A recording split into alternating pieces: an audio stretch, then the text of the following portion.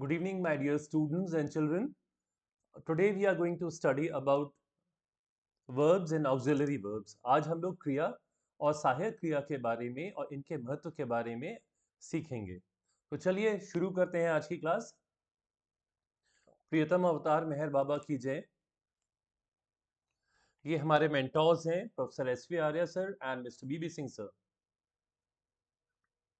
Welcome to the class. आज हम लोग सीखेंगे verbs, auxiliary verbs, sentences of the day, words of the day, question and answer session और कुछ हमारे पर्सनालिटी डेवलपमेंट टिप। चलिए हम लोग शुरू करते हैं कि वर्ब्स एंड ऑक्सिलरी वर्ब्स क्यों जरूरी हैं हमारे सेंटेंसेस में और हमें इनको सीखना क्यों जरूरी है। एक चीज ये बताइए कि कभी कभी हम ऐसे वाक्यों का यूज करते हैं जिसमें हमको ये बताना होता है कि एक्शंस हो रहे हैं, तो ये एक्शंस के बारे में हम किस तरह से बताते हैं। अगर हमें किसी भी सेंटेंस में किसी भी एक्शन के बारे में बताना है तो हमें क्या करना होगा। देखिए, अगर कोई भी ऐसा सेंटेंस हम यूज कर रहे हैं जिसमें यह बताना है कि कोई काम हो रहा है तो हमें वर्ब का यूज करना पड़ेगा।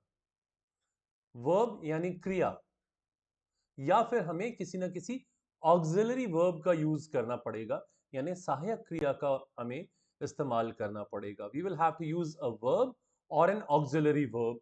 तो इनका इस्तेमाल, इनका यूज हम किस तरह से करते हैं, ध्यान दीजिएगा।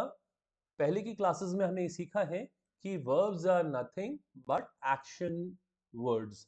जो एक्शन डिनोटिंग वर्ड्स होते हैं या जो कार्य होना बताते हैं उन्हें हम कहते हैं क्रिया।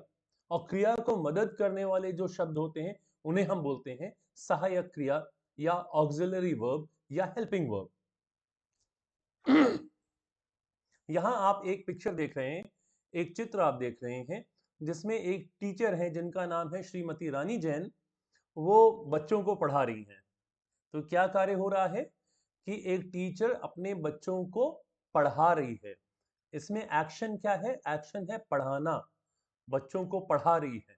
ठीक है, तो देखेंगे कि मिस रानी जैन टीचर्स इंग्लिश। श्रीमती रानी जैन अंग्रेजी पढ़ाती हैं। और इस बात को कहने के लिए हम ऐसे वाक्य का उपयोग करते हैं जिसमें कार्य होने को दर्शाना है, और यह दर्शाने के लिए हम क्रिया और सहायक क्रिया का उपयोग करते हैं।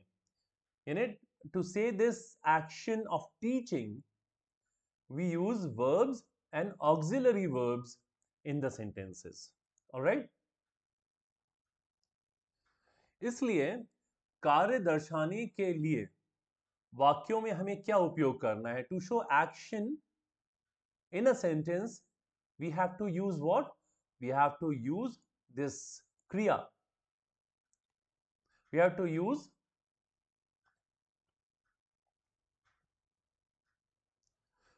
use kriya, right? I'll go for a pointer option so that I can tell you right. Okay.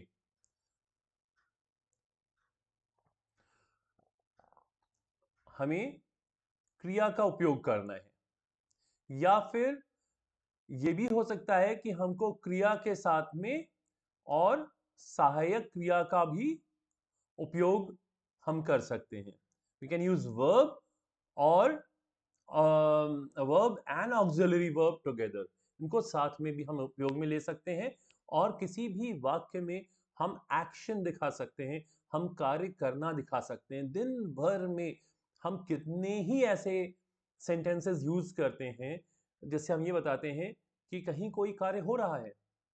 कोई आपसे पूछता है कि टीचर क्या कर रहे हैं? टीचर पढ़ा रहे हैं। आप अभी क्या कर रहे हैं? मैं अभी आपसे बात कर रहा हूं। रानू क्या कर रहा है? रानू अभी पढ़ाई कर रहा है। विजय क्या कर रहा है? Vijay is playing cricket right now. तो कितने ही कार्य हम लगातार ऐसे वाक्यों का यूज करते हैं, we use such sentences continuously in which we tell about some or the other action. कोई ना कोई एक्शन के बारे में हम बताते हैं, और ये एक्शन क्या आप बगैर वर्ब के या ऑक्सिलरी वर्ब के हेल्प के आप ये एक्शन बता सकते हैं? शायद नहीं। आइए देखते हैं आगे कि किस तरह से हम ऑक्सिलरी वर्ब और मेन वर्ब का हम अपने सेंटेंसेस में यूज करेंगे।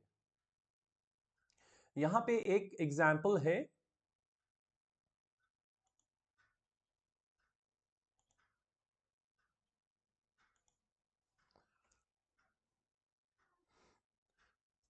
ये पहला केस है जहां पे हम वर्ब का यूज करेंगे कार्य दर्शाने के लिए, और ये पता लगेगा कि यहाँ पे एक्शन हो रहा है, यानी कार्य दर्शाने के लिए हम क्रिया का इस्तेमाल करने की यहाँ पे कोशिश करेंगे और उस बात को समझेंगे। एक वाक्य है इंग्लिश में, there is a sentence, she teaches English. वह टीचर्स का अंग्रेजी है पढ़ाती, और इंग्लिश का अंग्रेजी है अंग्रेजी। ठीक है, वह अंग्रेजी पढ़ाती है। अब हिंदी का सेंटेंस स्ट्रक्चर अलग होता है और अंग्रेजी का सेंटेंस स्ट्रक्चर अलग होता है। इस बात को हमें यहां पे ध्यान देना है। Yes, here. तो शी टीचेस इंग्लिश, वह अंग्रेजी पढ़ाती है।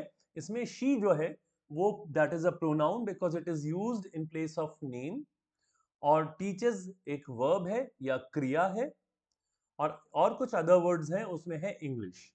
ठीक है, तो यहाँ पे मुख्य बात यह है कि टीचर्स पढ़ाती है, वो क्रिया है। अगर हम ये क्रिया यहाँ पे नहीं लिखते तो क्या ये संभव था कि हम ये बता पाते कि वह क्या कर रही है? कोई आपसे पूछता है वह क्या कर रही है, तो आप इस वर्ड का यूज करते हैं, you will use this word.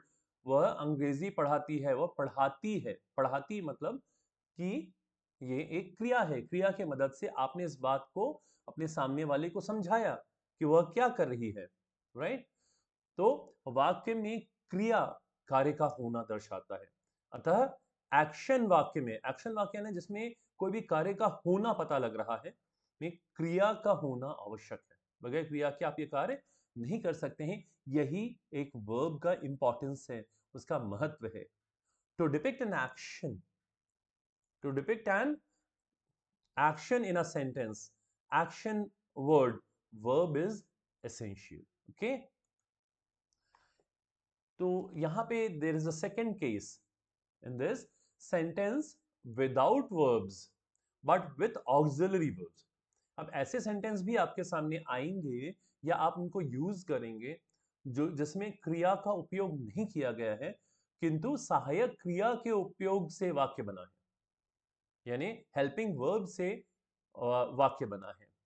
अब देखते हैं ये सेंटेंस में, राम इज अ बॉय।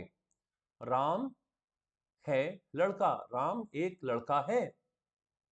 इसमें इज है, इज यानी इज एक हेल्पिंग वर्ब है। ठीक है, लेकिन इसमें कहीं पे भी देखेंगे कोई वर्ब नहीं है। ये वर्ब जो है बेसिकली ये सहायक क्रिया है, यानी ये हेल्पिंग वर्ब है। तो मेन वर्ब इसमें कोई भी यहां पे नहीं है। तो ऐसे वाक्य भी बनते हैं, इस बात का ध्यान रखिए। ऐसे वाक्य भी बनते हैं जिसमें क्रिया का उपयोग होता है, किंतु सॉरी, ओके, हाँ, ऐसे वाक्य भी बनते हैं जो कि बिना क्रिया के बनते हैं, पर उसमें सहायक क्रिया का उपयोग होता है। किंतु ऐसे वाक्य, यहां पे ध्यान दीजिएगा, ऐसे वाक्यों में बाह्य या भौतिक क्रिया का वर्णन नहीं हो पाता है। यानी sentences can be formed without the use of verb but with the use of auxiliary or helping verb. In such sentences auxiliary verb is used या helping verb is used। ये एक ही होते हैं बेटा, helping verb और auxiliary verb एक ही होते हैं। Such sentences does not show physical or external action, यानी बाहरी कोई भी चीज हम लोग इसमें एक्शन हम नहीं देख रहे हैं। ये ये इसमें कोई भी बाहरी एक्शन आपको समझ में नहीं आएगा। राम एक लड़का है, कोई क्रिया नहीं है इसमें, कोई कार्य नहीं होता पाया जा रहा है, तो क्योंकि इसमें कोई एक्शन वर्ड नहीं है। ओके, आइए एक और तीसरा केस यहां देखते हैं। तीसरा केस है कि ऐसे sentences which are with verbs, but with a verb, sorry, ऐसे सेंटेंस हैं जो कि वर्ब के साथ हैं पर they are without physical action, क्रिया सहित वाक्य है किंतु बिना भौतिक कार्य दर्शाते हुए हैं, राइट। जैसे शीला लाइक्स हर। अब हिंदी में अनुवाद है कि शीला उसे पसंद करती है। शीला एक नाउन है, पसंद करना एक्चुअली एक वर्ब है, और कुछ अदर वर्ड्स हैं इसमें जैसे ह या उसे। ठीक है, अब यहां पे आप देखिएगा कि शीला संज्ञा है, लाइक्स एक क्रिया है, और अन्य शब्द हैं। यहां पे कोई भी ऑक्सिलरी वर्ब नहीं है,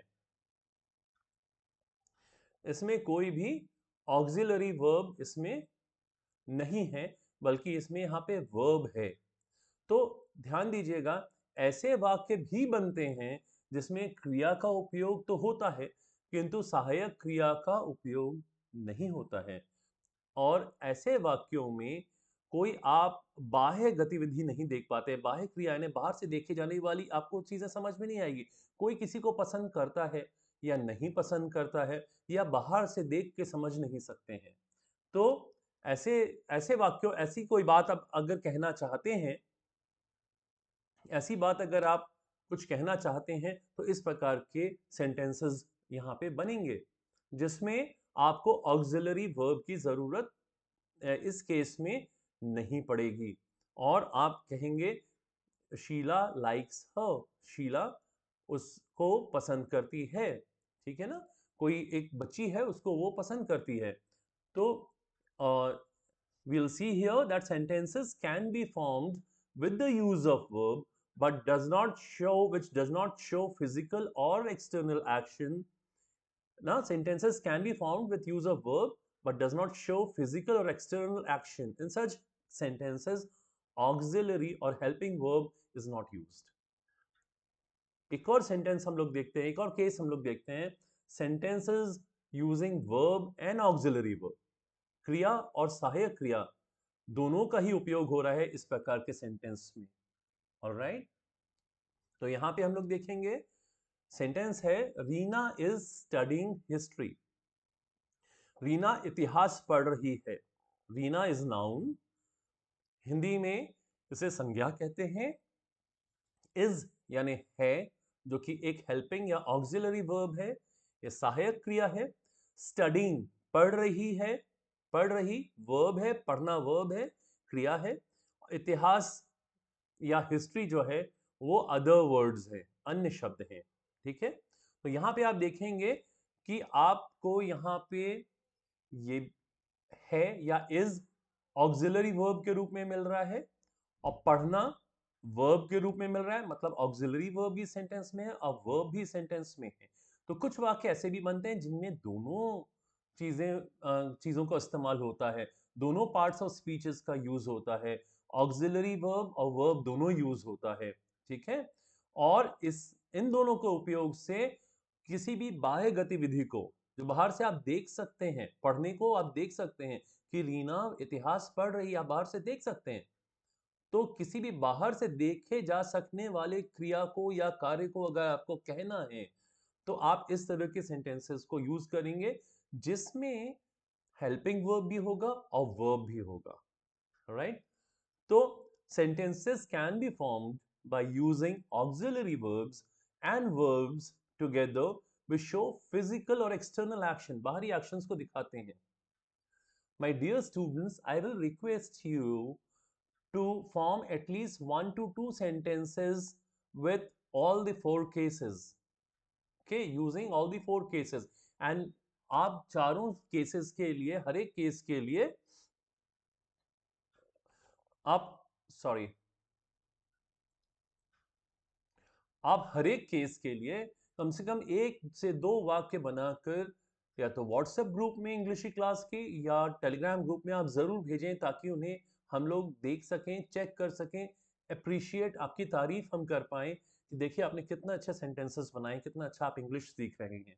और जब आप ये काम करेंगे तो आपके टीचर यानी हम और मैडम, हम दोनों को खुशी होगी कि हम लोगों की मदद जो आप लोगों को जा रही है उसे आप हाथों हाथ ले रहे हैं और आपको उसमें मजा आ रहा है।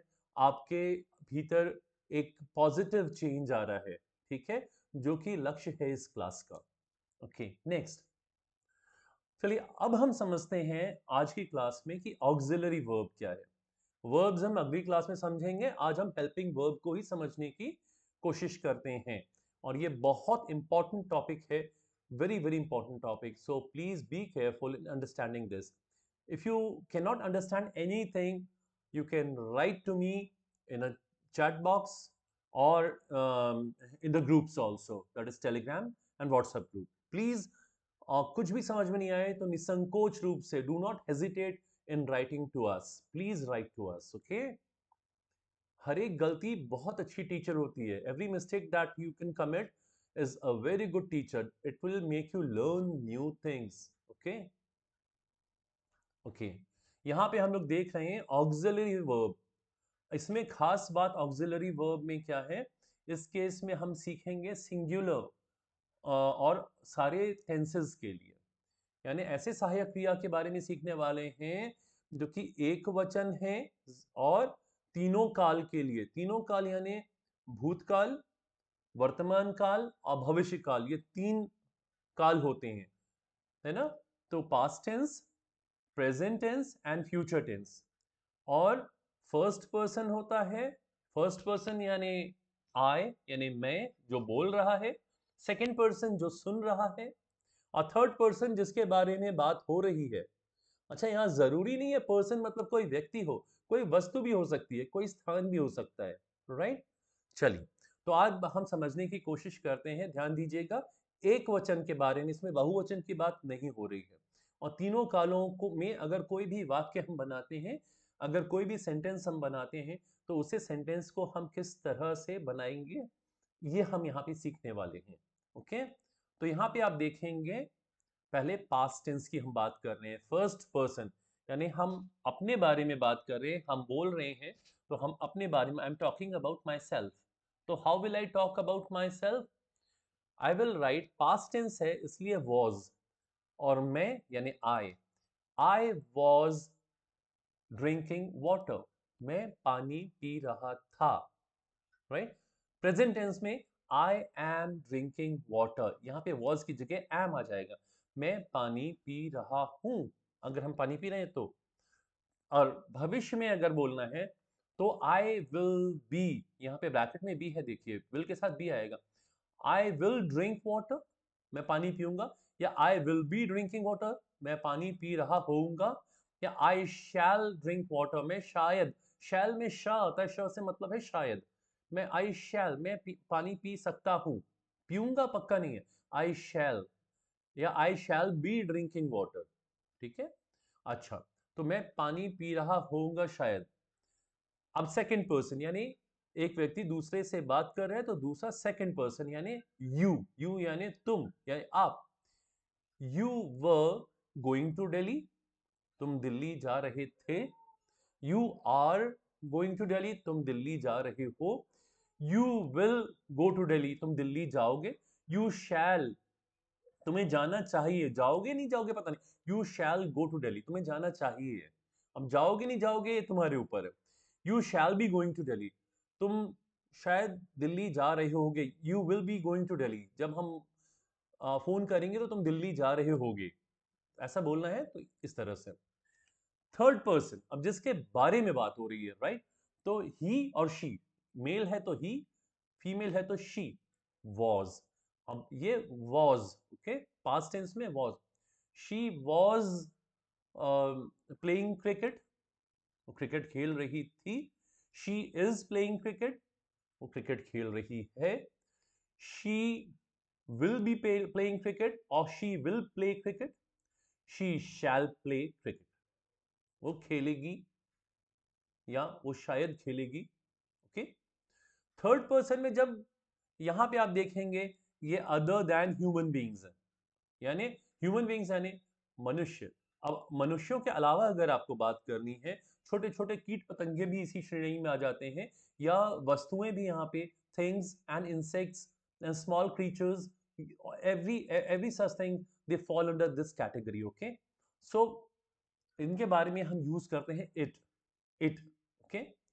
It was it was a pleasant weather, बहुत अच्छा मौसम था।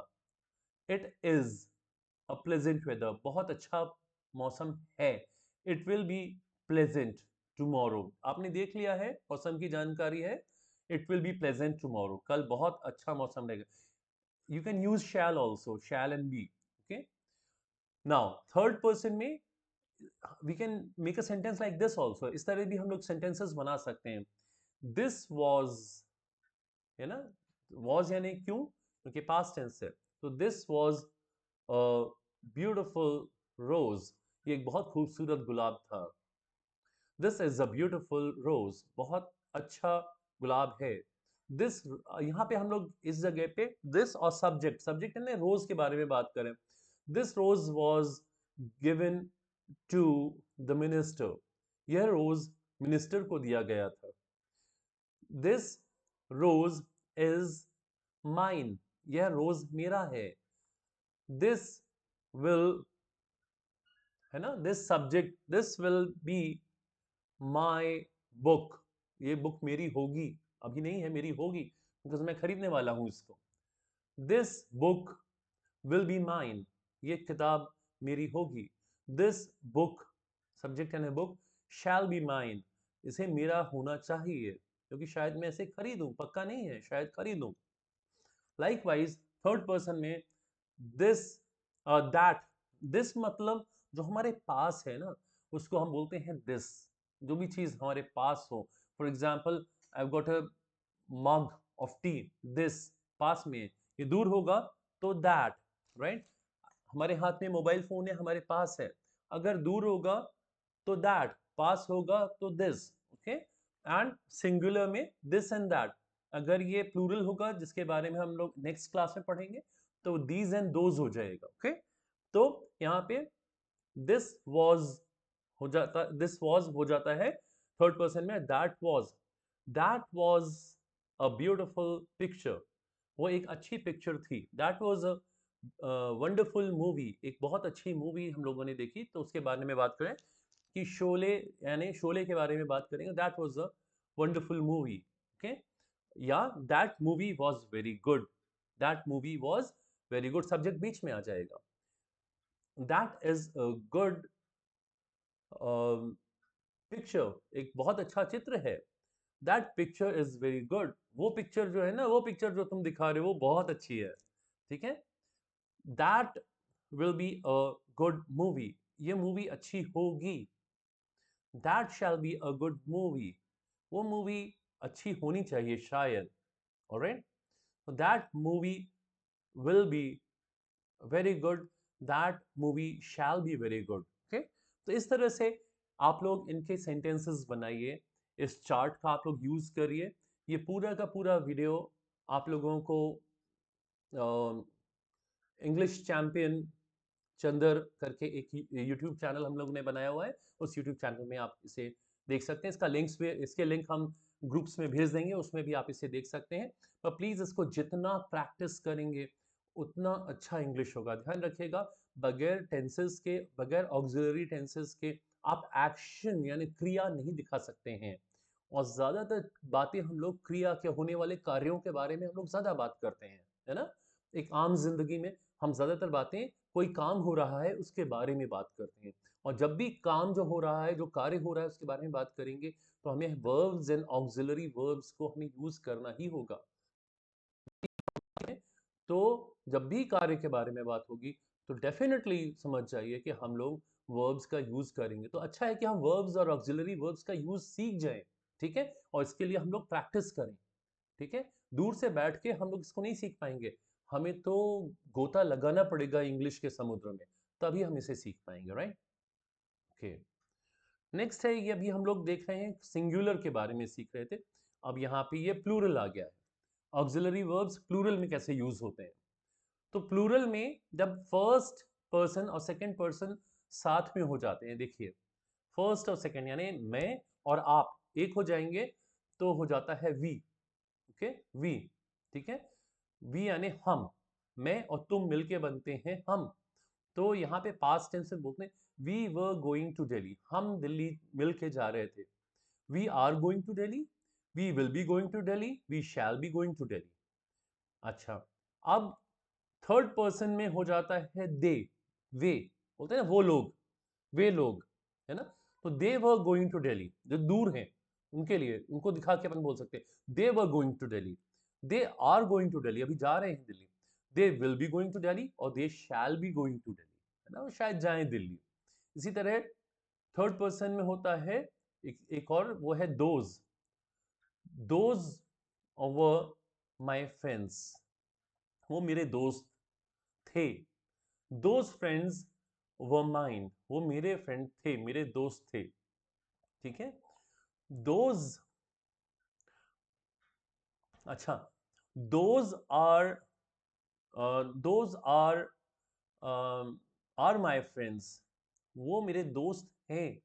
Those friends are mine. Those will shall be my friends, those will shall be my friends. इसको इस तरह से भी यूज कर सकते हैं थर्ड पर्सन को, और अदर देन ह्यूमन बीइंग्स की कैटेगरी में भी ये फॉल करते हैं। यानी those were the books that I liked, those books were readable, पढ़ने योग्य किताबें हैं। दोज आर, यानी those are the books that I like, वो किताबें ऐसी हैं जिन्हें मैं पसंद करता हूं। Those books are liked by me, ये किताब, जो वो किताबें मेरे द्वारा पसंद की जाती हैं। Those will be my book, वो बुक्स मेरी होंगी। Those shell be my books, वो शायद मेरी होंगी। इसी तरह से those books will and shall be का भी इस्तेमाल हम लोग करते हैं। अदर देन ह्यूमन बीइंग में ही दोज की जगह, दोज यानी होता है दूर, अभी हम लोग बात कर रहे थे दोज यानी दूर, और दीज यानी हमारे पास, दीज यानी हमारे पास। तो दीज व, ओके, दीज व माई पेंसिल्स, ये हमारी पेंसिल्स थी। These pencils were mine, these are my pencils, ये मेरी पेंसिल हैं, वो थी, यहाँ पे हैं। दीज पेंसिल्स आर माइन, ये मेरी पेंसिलें हैं। These will be my pencils, मेरी पेंसिल होंगी। These shell be my pencils, ये मेरी पेंसिल हो सकती हैं। These pencils will be mine, ये मेरी होंगी। These pencils shall be mine, ये मेरी होनी चाहिए। तो यहाँ पे ह्यूमन बीइंग्स के लिए दोज एक ऐसा सेक्शन है जिसमें हम कुछ ह्यूमन बीइंग्स के लिए भी, उनके समूह के लिए, एक्चुअली ह्यूमन बीइंग्स के लिए हम नहीं बात कर रहे हैं, उनके हम ग्रुप या उनके समूह के लिए हम बात कर रहे हैं, या फिर अदर देन ह्यूमन बीइंग्स के लिए हम बात करते हैं। ओके, और दीज का भी हम अदर देन ह्यूमन बीइंग्स के लिए यूज करते हैं। दोज एंड दीज का यूज इस तरह से होता है, राइट। चलिए next will move this we have, okay, now आज के सेंटेंसेस, अभी तक आपको लगभग 40 और sentences you have got, and I hope you are practising your sentences. these all these sentences can be used in your daily life, आप रोजाना की अपनी जिंदगी में इनका उपयोग कर सकते हैं। you can use them and you can create an impression for yourself, आपका एक इम्प्रेशन बनेगा, और जैसे आपका इम्प्रेशन बनेगा लोग आपको पहचानना शुरू करेंगे, आपकी इंग्लिश की वजह से आपके अंदर जो डेवलपमेंट हो रहा है उसको देख के सीखना शुरू करेंगे। तो आपके अंदर कॉन्फिडेंस आएगा, और वो कॉन्फिडेंस एक सीड का काम करेगा, एक बीज का काम करेगा, and that will blossom into a new plant, and then it will become a tree, a fragrant and a beautiful tree. तो आपका इंग्लिश इस तरह से अच्छी होती चली जाएगी उस कॉन्फिडेंस की वजह से। पर कहाँ से शुरू होगी? जब आप इन सेंटेंसेस को यूज करेंगे। तो आइए देखते हैं, आज एक बहुत छोटा सा बहुत प्यारा सा सेंटेंस है। आप कई बार आपके पापा का फोन आता है, फोन उठा के उनको देते हैं, पापा ये आपका फोन है। तो आप कहेंगे it's your call. It and is मिलके बोलता है इट्स, है ना। अपोस्ट्रोफी ऊपर, ये जो आप देख रहे हैं ऊपर जो यहाँ पे ये कॉमा लगा है, इसको बोलते हैं अपोस्ट्रोफी। इसका मतलब होता है का। और यहाँ पे अपोस्ट्रोफी लगा लगा हुआ है क्योंकि यहाँ पे आई हटा दिया है, एक लेटर यहाँ से हटा दिया आई, और यहाँ अपोस्ट्रोफी लगा दिया है। इट्स योर कॉल, आपका फोन है। एंड ऐसे ही दूसरा सेंटेंस है, could you please do me a favour. कई बार होता है किसी से आप मदद मांगते हैं, तो मदद आप कैसे मांगेंगे, आप क्या बोलेंगे? Could you please do me a favour, क्या आप मुझे मदद कर सकते हैं प्लीज। ओके। ऐसे ही प्लीज कम, अगर कोई आपके घर आता है, कोई गेस्ट आ रहा है, तो आप बोल सकते हैं प्लीज कम, है ना, आइए, कृपया आइए। कभी कोई आपसे बोलता है क्या मैं अब जा सकता हूँ, ओ यस यू कैन गो, आप जा सकते हैं, यू कैन गो, राइट। तो ये चार सेंटेंसेस को आप कम से कम 10 से 20 बार, 10 to 20 time, you keep on repeating these sentences and start using these sentences, आपकी टंग ट्विस्टिंग शुरू हो जाएगी और आप इजीली इनको यूज कर पाएंगे, राइट। ओके। इसमें किसी भी ग्रामर की जरूरत नहीं है, आप डायरेक्टली इनको यूज करें please. Words of the day आप देखेंगे, आप यहाँ पे 6 नए वर्ड्स आपको मिल रहे हैं। दाढ़ी बनाने के बाद एक खुशबू वाला एंटीसेप्टिक तरल पदार्थ, एक लिक्विड आप अपने गालों में लगाते हैं, उसको बोलते हैं आफ्टर शेव। आफ्टर शेव, शेव के बाद लगाने वाला आफ्टर शेव। ये एंटीसेप्टिक होता है, इसमें बहुत अच्छी खुशबू होती है आपके पास, आप दिन भर फ्रेश रहते हैं इसको लगा के, और लोगों को भी अच्छा लगता है because you smell good, you know. Number 2 है दाढ़ी बनाने के पहले उपयोग में आने वाली क्रीम।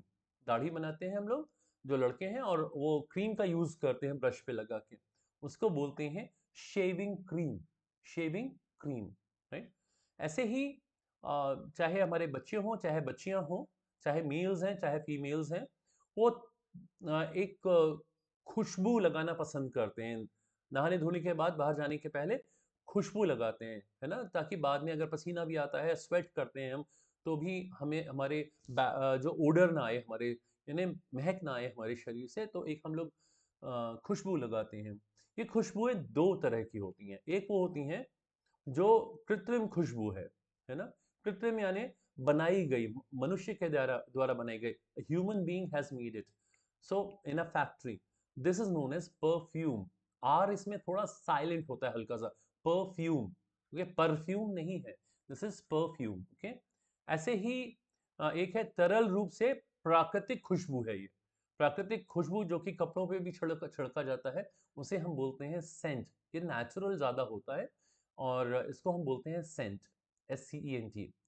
और फेस को वॉश करने के लिए आजकल हम लोग साबुन से वॉश नहीं करते हैं, लोग बोलते हैं कि हमारी स्किन जो है वो खराब हो जाती है, तो हम लोग फेस वॉश का यूज करते हैं। वो एक ट्यूब में आता है, बहुत अच्छा माइल्ड होता है, बहुत हल्का सा सोप होता है उसमें, तो उसको हम कहते हैं फेस वॉश। ऐसे ही जब हम बाथ लेते हैं, जब हम शावर लेते हैं, तो उस समय आजकल साबुन की जगह, सोप की जगह यूज होता है shower gel. It is a kind of soap जिसको हम साबुन की जगह अपने बॉडी पे लगाते हैं, और या फिर एक, और या बॉडी वॉश भी कहलाता है, बॉडी वॉश शरीर पे हम लोग लगाते हैं। वो जेल होता है, बहुत गाढ़ा जेल, यानी बहुत गाढ़ा थिक सोप होता है, लेकिन लिक्विड, सेमी लिक्विड होता है। उसको आराम से आप पूरे बॉडी में अप्लाई कर सकते हैं। या लूफा, लूफा ध्यान है, एक हमने बताया था लंबा सा जालीदार प्लास्टिक का ऐसा पट्टी जैसी होती है, उसमें लगा के आप पूरे बॉडी में इसको लगा सकते हैं। उसके बाद पानी डाल के या मग से या शावर लेके आप नहा सकते हैं, you can take a bath, okay. तो this is known as shower gel और body wash, right. Last time question था कि आपका हॉबी क्या है, और क्या आपके पर्सनालिटी में इस वजह से कोई इंप्रूवमेंट आ रहा है, तो इसका ध्यान दीजिएगा। और इसको आप प्लीज़, इसका आंसर आप हमारे ग्रुप्स में ज़रूर करिएगा। ये आपको रिमाइंडर के तौर पे ये लास्ट क्वेश्चन दिखा रहे हैं, एंड ये आज का क्वेश्चन है, आप किस तरह सबकी पसंद बन सकते हैं, how can you become everybody's favourite. And the answer is by making life easy for others. लोगों की जिंदगी को आसान बना दें आप किसी तरह से, किसी को कोई मदद चाहिए उससे आप मदद पहुंचा दें, अगर आप मदद पहुंचा देते हैं समय पे तो उसकी ज़िंदगी आसान बन जाती है और आप उस व्यक्ति के फेवरेट हो जाते हैं। तो ज़िंदगी आसान, जैसे हमारे यहाँ सब्ज़ी वाले भैया अगर घर सब्ज़ी देने आते हैं, दूध वाले भैया हमारे घर दूध देने आते हैं, हमारी ज़िंदगी को आसान बना रहे हैं, वरना हमें बाज़ार जाना पड़ता। तो वो हमारे फेवरेट होते हैं। हमारे घर में कई हाउस हेल्प्स काम करते हैं, वो भी हमें मदद करते हैं और हमारी ज़िंदगी को आसान बनाते हैं, राइट? तो इस तरह से सड़क चलते हुए भी आप देखेंगे चारों तरफ किसी न किसी को कोई मदद की ज़रूरत है। अगर आप उसे मदद देते हैं, तो आप उसकी ज़िंदगी को आसान बना देते हैं और आप उसके फेवरेट बन जाते हैं। वो हमेशा आपको याद करेगा, जब कभी भी मिलेगा, जब कभी अगर अपने को भी ज़रूरत होगी, तो वो भी हमें ज़रूरत के समय में हमें मदद करेगा। तो लोगों की ज़िंदगी आसान बनाइए और लोगों के फेवरेट बन जाइए। ये एक बहुत अच्छा तरीका है। तो ये आज का क्वेश्चन भी है और आज का आंसर भी हम आपको इसमें दे रहे हैं। Tip of the day is be friendly genuinely. दोस्त बनिए, दोस्ती करिए और और अच्छे तरीके से दोस्त बनिए, दिल से दोस्त बनिए, दिखावे के दोस्त मत बनिए। डेल कार्नेगी साहब अपनी बुक में how to win friends and influence people में लिखते हैं कि आप एक छोटे से डॉग को देखेंगे, एक पपी को देखेंगे, will see a puppy will वैग हिज टेल, अपनी छोटी सी पूंछ बेचारा हिलाएगा और वो आपका दिल जीत लेगा क्योंकि उसने प्यार दिखाया आपको, उसने आपसे दोस्ती कर ली और आपको दिल करेगा कि आप जल्दी से जाके उसको थोड़ा सा दूध रोटी ला के उसको खिला दें। तो केवल उसने क्या किया है, उसने केवल पूँछ हिलाई है। पूँछ हिला के उसने आपको दोस्ती का इशारा दिया है और आप उसके दीवाने हो गए हैं। Okay? And he that dog has become your friend. It has become your friend and you have offered food to him just because that dog was wagging his tail, अपनी पूँछ हिला रहा था आपको देख के, है ना? तो प्यार में वो बल होता है, उतनी शक्ति होती है बेटा कि थोड़ा-सा प्रेम अगर आप दिखाएँगे और जेन्युइनली आप फ्रेंडशिप किसी से करेंगे, एक अच्छे फ्रेंड अगर आप साबित होंगे, तो ज़रूर आपको जो है आपकी पर्सनैलिटी बहुत अच्छी हो जाएगी। बोलते हैं अ friend in need is friend Indeed. समय पे अगर कोई दोस्ती निभाता है तो वो सच्चा दोस्त होता है। एक ऐसे ही कोटेशन यहाँ पे स्वास्तिका जी ने दिया हुआ है, the only way to have a friend is to be one. दोस्त होने का सिर्फ एक ही तरीका है कि दोस्त बन जाइए, दोस्त बन जाइए। ये एक अमेरिकन ऑथर हैं, पोएट हैं, he is a lecturer also, mister Ralph Waldo Emerson. This quote is by him, the only way to have a friend is to be one. अगर आप एक अच्छा दोस्त चाहते हैं, तो एक अच्छा दोस्त बन जाइए। अगर आप एक अच्छा दोस्त चाहते हैं, तो आप एक अच्छा दोस्त बन जाइए। सबसे अच्छा सूत्र है, सबसे अच्छा तरीका है और जिसके जितने ज़्यादा दोस्त होते हैं, that person is that much rich, वो उतना रिच हो जाता है, राइट? तो खूब सारे दोस्त बनाइए, खूब लोगों के दिल जीतिए और ज़िंदगी को आप एक बेहतरीन ज़िंदगी में बदल दीजिए। आपको हमने ग्रुप्स में एक सॉन्ग भेजा है, डोंट वरी बी हैप्पी, उसके लिरिक्स भी हैं, उसके साथ उसको गाइए, तो आपके टंग ट्विस्टिंग बहुत अच्छे से होगी। ऐसे ही हमने आपको एक स्पीच भेजी है, वो भी सबटाइटल्स के साथ में है। ऐसी कई चीज़ें हैं, I will keep on sending you, please practice with them so that your tongue can twist, you can start speaking in English. अगर आप ये सब चीज़ें करेंगे तो आप बहुत जल्दी बहुत अच्छी इंग्लिश बोलने वाले हैं। सो ऑल द बेस्ट बेटा, my dear children, all the best to you, my dear students, my friends, मेरे हमारे दोस्तों को बहुत बहुत धन्यवाद कि आप आज की क्लास में आए। जल्दी ही नेक्स्ट क्लास का अनाउंसमेंट हम करेंगे ग्रुप्स में और आप लोगों को लिंक्स भी भेजेंगे। आज की क्लास में बस इतना। हम लोग फिर मिलते हैं। बहुत अच्छा लगा। अगली क्लास में हम लोग ऑक्सिलरी वर्ब्स हम लोगों ने अभी पढ़ा था, अब हम लोग वर्ब्स और उसके यूजेस पढ़ेंगे, क्वेश्चन आंसर सेशन करेंगे, sentences and phrases करेंगे, words of the day and personality development tip also. Okay? So, अवतार मेहर बाबा की जय, अपने अपने इष्टों की जय, माता पिता की जय, जय बजरंगबली भगवान, सब लोगों की जय हो, जय हो, जय हो। Thank you so much for being there. Bye bye.